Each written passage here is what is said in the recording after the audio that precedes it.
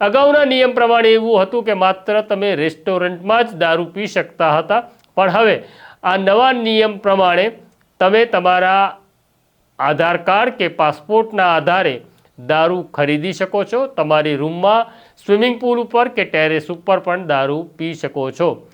અને આ કાયદામાં એવું પણ કહેવામાં આવ્યું છે કે તમારી સાથે તમે 25 મહેમાનોને પણ દારૂ પીવડાવી શકો છો.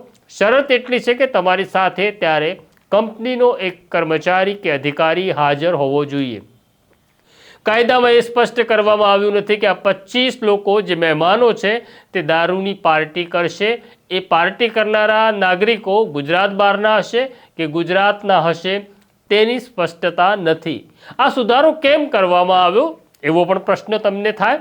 તો એટલા માટે કે 2030ની અંદર કોમનવેલ્થ યોજાઈ રહી છે, ત્યારે કોમનવેલ્થને લઈને ઘણા બધા ગુજરાત બહારના લોકો, વિદેશી નાગરિકો ગુજરાત આવી રહ્યા છે. આ પ્રારંભિક તબક્કે ગિફ્ટ સિટીમાં આપવામાં આવેલી છૂટ હોવાનું માનવામાં આવી રહ્યું છે. આ પ્રકારની છૂટ રાજ્યના અન્ય મોટા શહેરોમાં પણ આપવામાં આવશે એવી શક્યતા જોવામાં આવી રહી છે. બીજું કંઈ જ કહેવું નથી, બસ એટલું જ કહેવું છે. મેરા ભારત મહાન. જય હિન્દ.